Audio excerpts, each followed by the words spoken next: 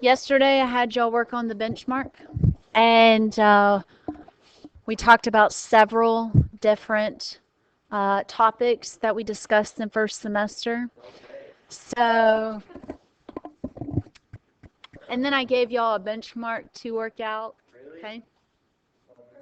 So here's the benchmark. I just want to go over a few problems that y'all did yesterday. All right. How do I find the number of protons? Atomic number. How many protons does zinc have? 30. What charge does zinc typically form? Plus 2, which means it has how many electrons if I were talking about zinc 2 plus? 28.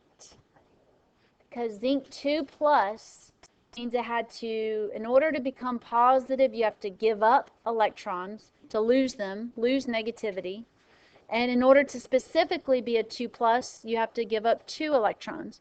If it were a plus 1, you'd give up 1 electron, lose 1 electron. If it were a negative 2, like oxygen, then you would gain 2 electrons. All right. How do I find density? Mass divided by volume.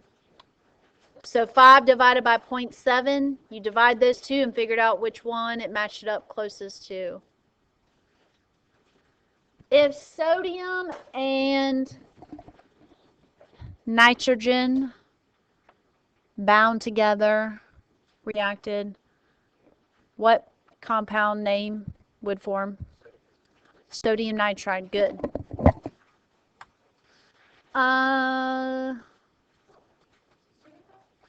What's the answer to number 5? It says which pair of atoms will form a covalent molecule?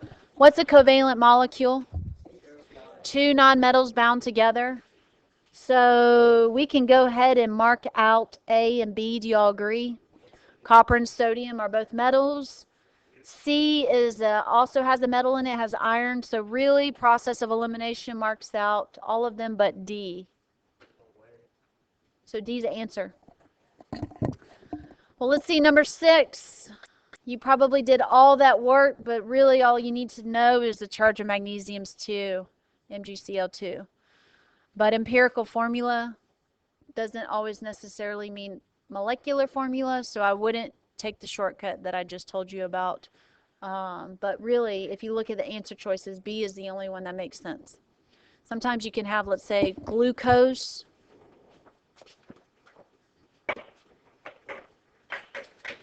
Glucose.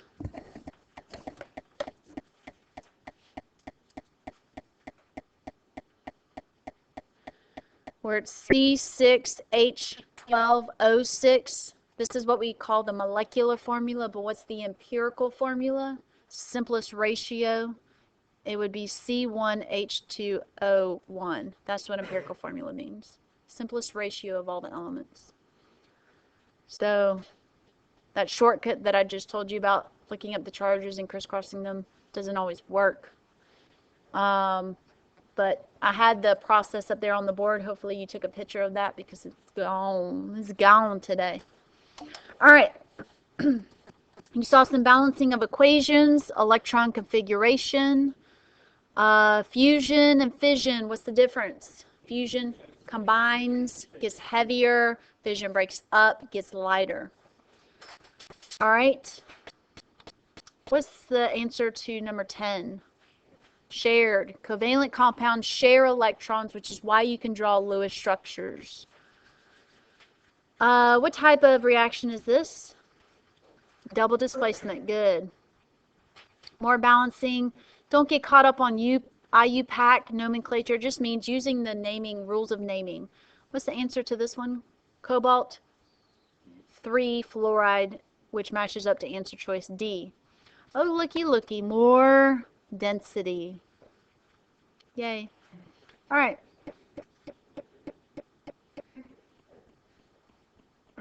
More naming, more classifying, conversions, formula, going from name to formula, more conversions. 1 mole is always equal to 6.02 times 10 to the 23rd. Okay? More conversions, naming. What's the name of this compound? Ammonium oxide. You see how that can trip people up? Just wants to be close to you. So ammonium oxide. All right. It's not diammonium. It's not monooxide. It's just ammonium oxide. It's an ionic compound. Remember, you don't use number prefixes in ionic compounds. And this is what?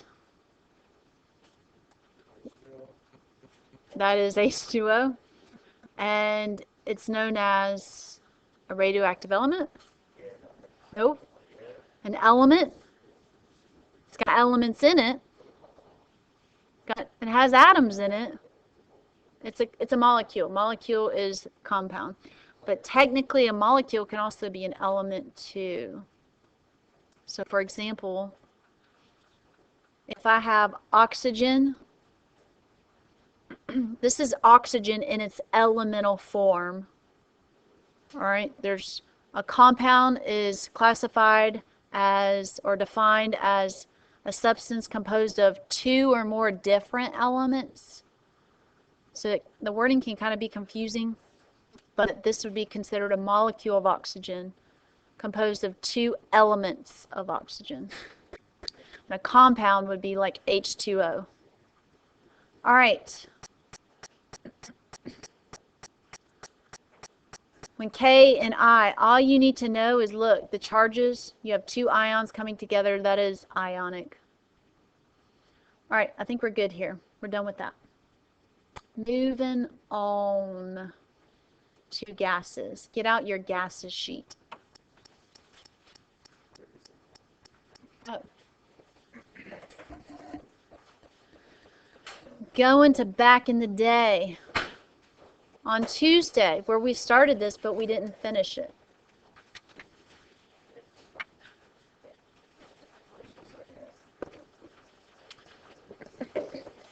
Someone tell me what I said on Tuesday about the combined gas law. Say it louder.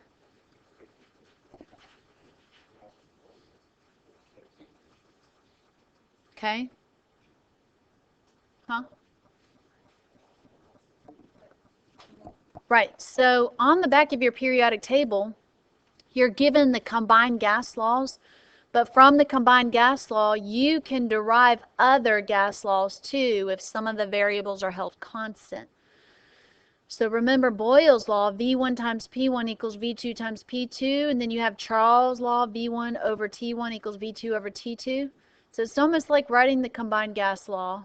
Vp over T, Vp over T.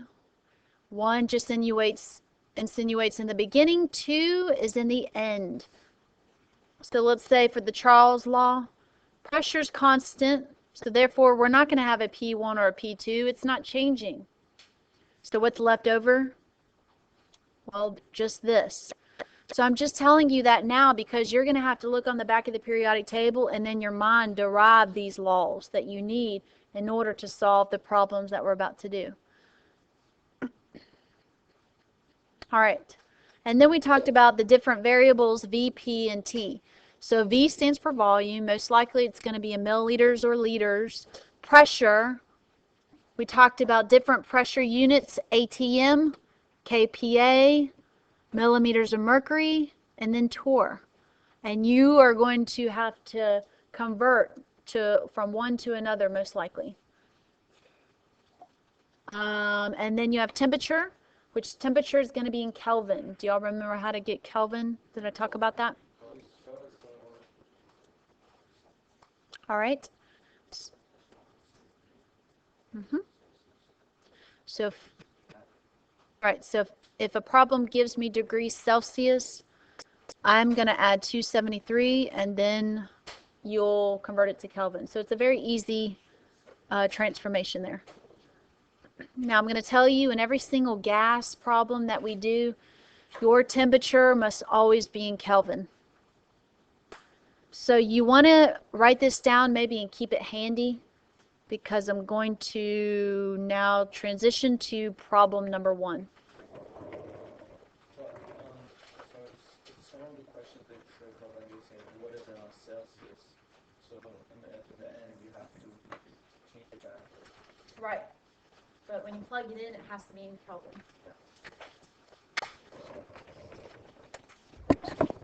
All right. So number 1.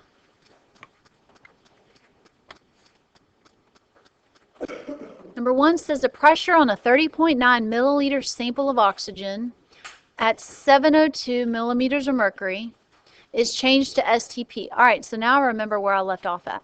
STP. STP on your periodic table is 273 Kelvin and 1 ATM, which, by the way, 1 ATM is equal to 101.325 kPa. 1 ATM is also equal to 760 millimeters of mercury, and 1 ATM is also equal to 760 torr. All these values are equal, okay? So I can create multiple conversion factors with all those values. So going back to here, I noticed in the beginning I have volume and pressure. So in the end, what's going to change? Well, pressure is going to change, and then I've got to, it looks like here I'm going to be solving for the new volume. So the two variables that are involved in number 1 are pressure and volume, VP, which corresponds to which gas law? Boyle's. So V1 times P1 is equal to V2 times P2. Now here is the trick. And this is why I'm recording today, because there are so many little details involved in solving these problems that I want to make sure I record it, just in case you want to go back and listen and watch and go and review. So what's the unit here? Milliliters. If you want to plug your value in milliliters, that's fine. But in the end, when you solve for V2, guess what your unit's going to be in? Milliliters. So the beginning has to equal the end when you're talking about these gas laws. All right. Pressure. Your pressure in the beginning is in millimeters of mercury. So therefore, P2 must be in millimeters of mercury. So I'm going to go ahead and set this up, 30.9. And I'm going to leave the units out just so it's a little bit easier to look at. But be mindful of your units. So X times, y'all know what pressure in millimeters of mercury? 760, that's it.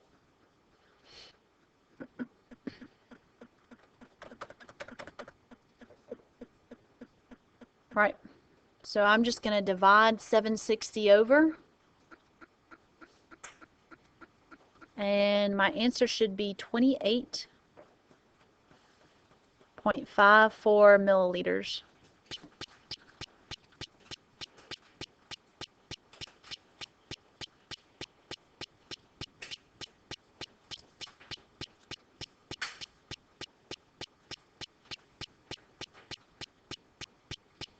Okay.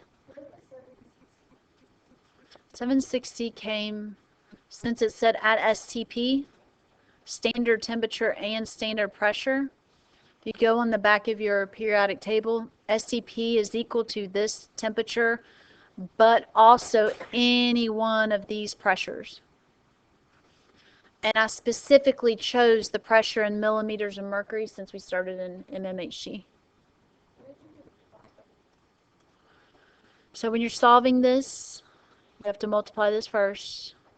Solving for X, you always have to get X equal on a side by itself. So you divide by 760.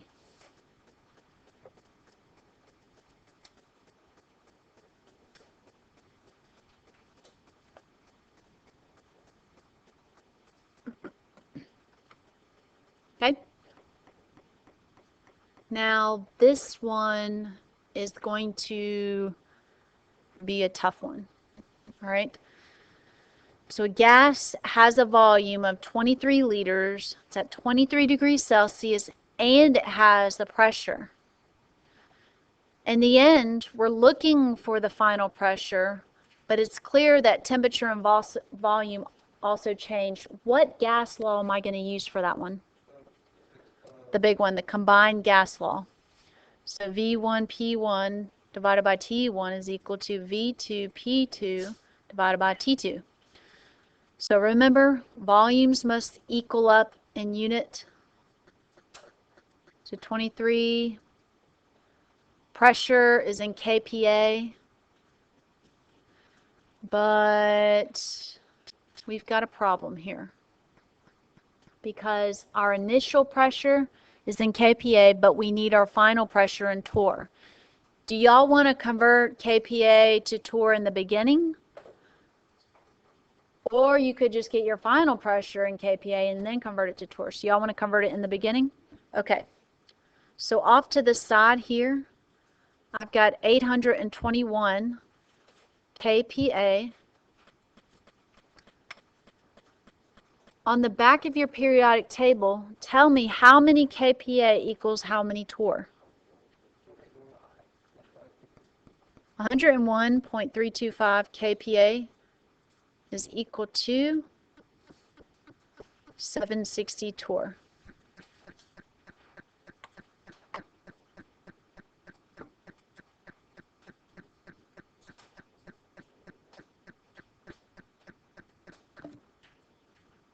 I got did y'all get 615.8 or 6158? Okay. Perfect. I'm going to take that number and plug it in right here. 6158. And this temperature here, if I add 273 to that, I'm going to get 296.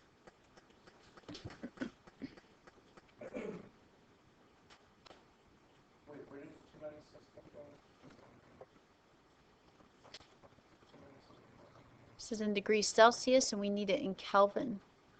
So I just add 273. Okay.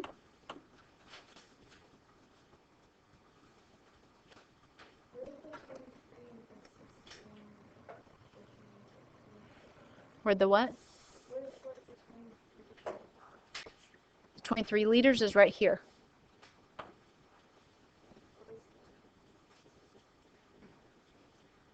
That's the answer to this conversion right here. So when we converted kPa to torr, well, we needed torr in the beginning because we need pressure, our final pressure in torr. Does that make sense? So remember, our variables have to equal up on each side. It's 760 right here. Yep. Yeah, temperature's on the bottom. 273 plus 23 is 296. Any other questions before we move on?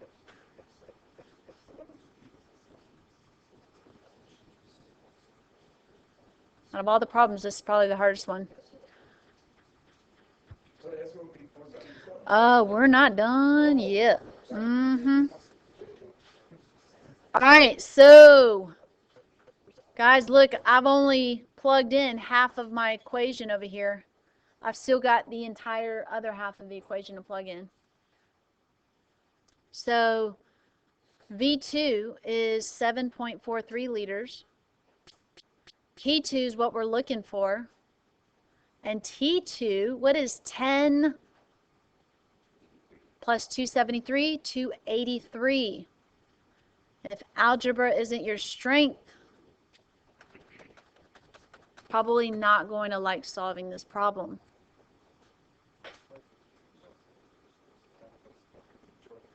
So, there's a couple different ways you can go about solving it. You can just simplify this entire side of the equation first. 23 times 6158 equals, then divide that by 296 equals.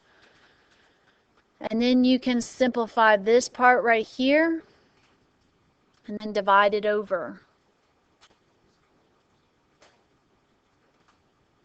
Your final pressure should be 18,225.274. If you didn't get that, try it again.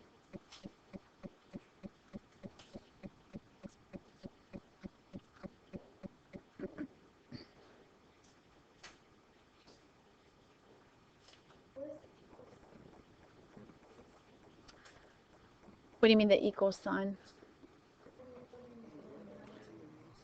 Well, you're solving for x here. You're just using this formula, plugging everything in. Whatever you don't have, that's what you're solving for. So if this is being multiplied on the right, you have to do the opposite by dividing it. So because our unknown is P2, and it's on the right side, that means I'm going to have to get everything else here and move it over to the other side. So I have to take all this and divide it by this. Yep. I had 18,453. Okay, did y'all simplify each side, then write down a rounded number, and then divide those numbers over? Okay, that's why. I just plugged everything in. I did 23 times 6158 equals, divided by 296 equals, divided by, in parentheses, 7.43 over 283. So it's all in one step. That way you don't have to worry about rounded stuff.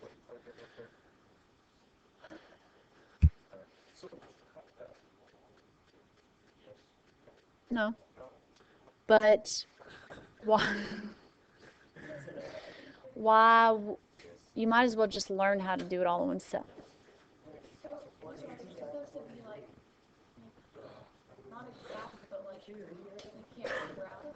I prefer you to make it exact. Yeah.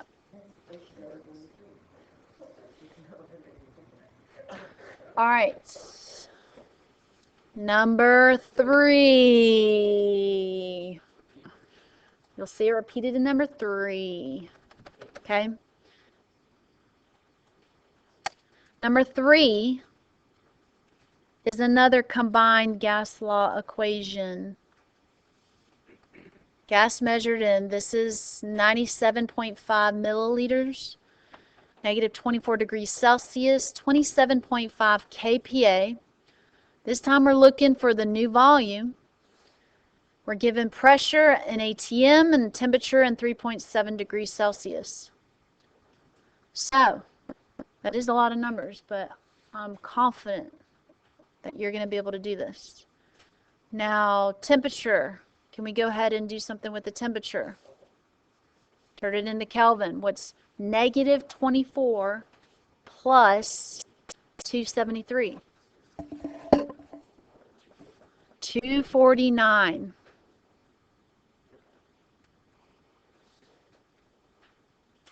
We're just adding here. Adding a number. What is 3.7 plus 273? 276.7 Kelvin. Now, what is our dilemma between the pressures? They don't match up. So we need to make them match up. Okay? We can either convert kPa to ATM, or we can convert ATM to kPa. On my paper, I just converted ATM to kPa, but I'm going to tell you this right now, and I'm documenting it on here, okay? It doesn't matter which one you convert to, the left just needs to equal the right. That's always what it boils down to. The unit on the left has to equal the unit on the right. So, if I'm going to let Mervin convert to both ATMs, and we're going to see what volume you get in the end. And I'm going to convert to both kPAs, And we'll see if our volumes match up. This is a challenge. All right, so while he's working on that, I'm going to take this value and convert it to kPa. So we're just going to do a conversion here. Y'all know how to convert. In order to do any conversion, I need to know my conversion factor. Evan, tell me the conversion factor for ATM and kPa.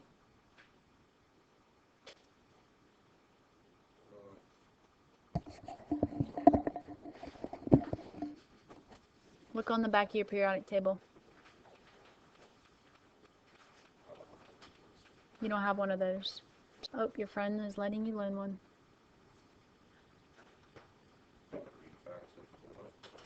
ATM to kPa.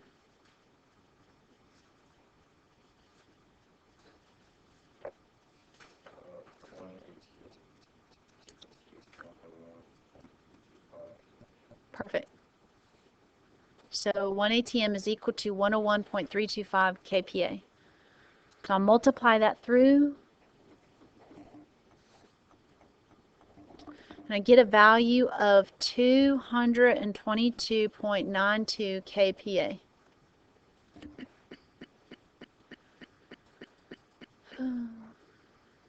So at this point I have my temperature, which always has to be in Kelvin. My pressures, which always have to equal each other. And my volumes, which always have to equal each other. I am now at a point where I can start plugging stuff into my combined gas law equation. So we'll just say V1P1 is equal to V2P2 over T2.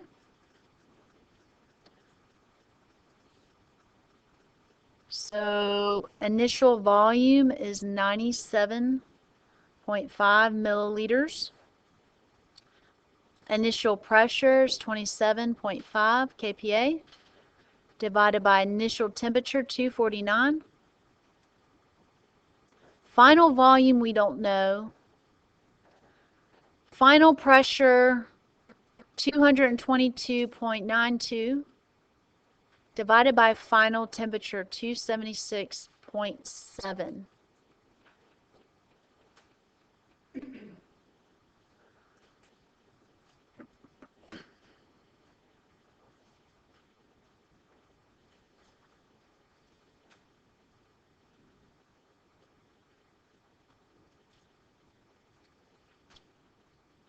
All right, I'm just giving you a minute to write everything down and process everything I just said.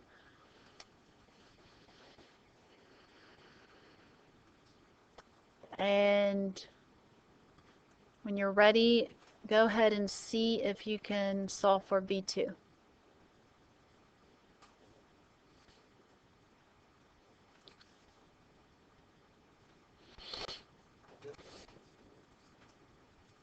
Did an ATM? What answer did you get?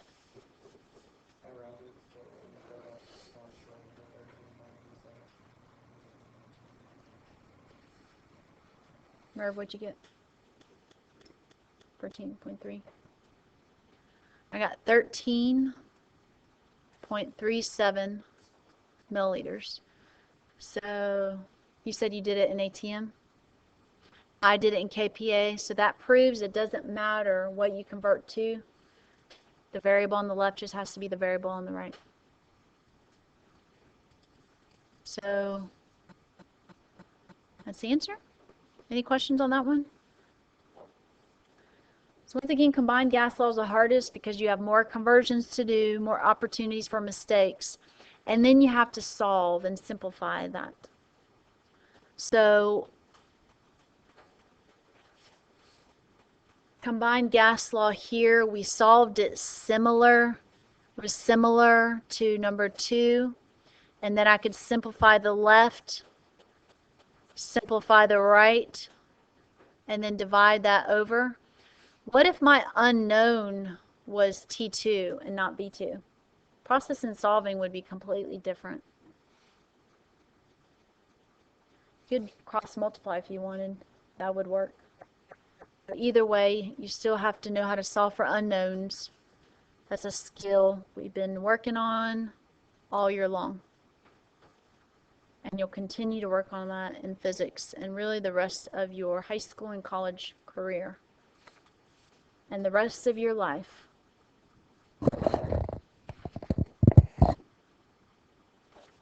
Okay, number 4. Are y'all tired yet? Or are y'all energized? Good. Let's see, temp, no. As soon as I saw temperature, it was a no.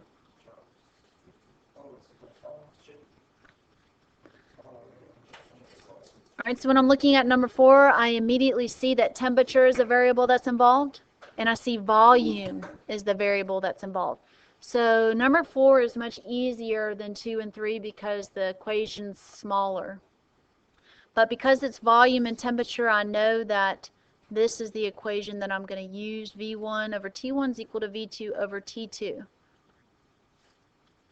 And I know, here's one of the biggest mistakes people make, is they say to themselves, oh, my temperature has the same unit on each side. It's degrees Celsius. But what if I told you about every single gas law problem? The unit for temperature has to be in Kelvin. So negative 12 plus 273 is what, Ian?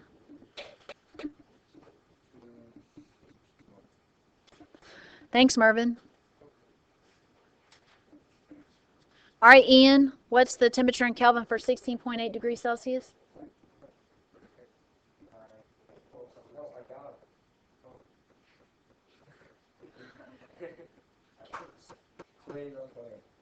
Perfect. Thank you.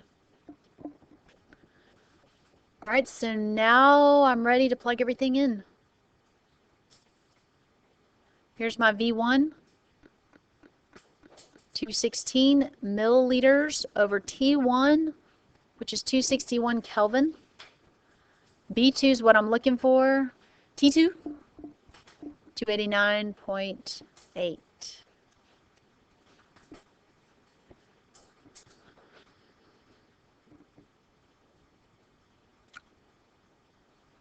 How am I going to solve for V2? However you want.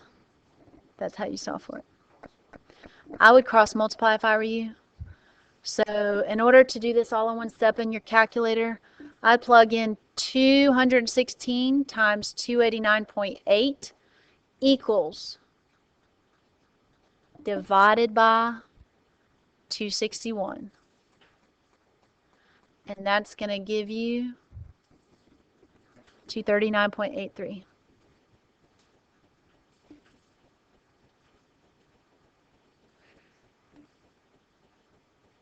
That is a 9. This will be millimeter.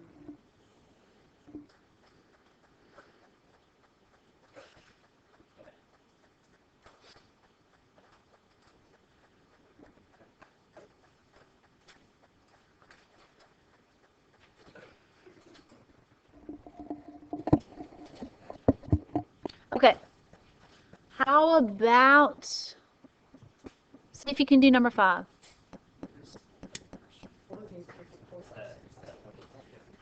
Sorry? 239 point something. Yes. Just leave it in millimeters of mercury. Because you have the standard pressure in millimeters of mercury. Hey guys, number 5. What equation are you going to use in number 5? Boyle's law. You have volume, you have pressure. Now, it says pressure is raised to standard pressure. What's standard pressure in millimeters of mercury, Evan? In millimeters of mercury.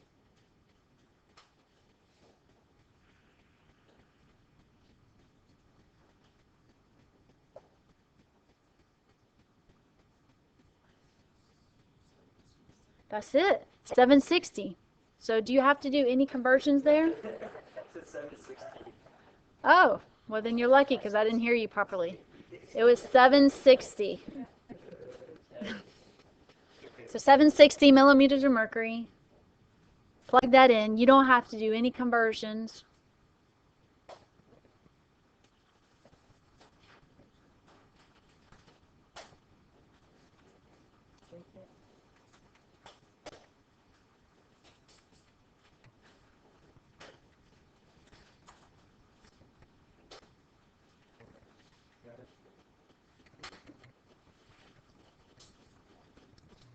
Dude. I'm about to collect all your pens and pencils.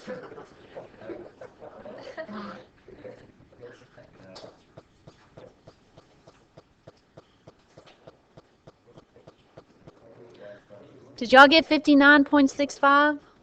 All right.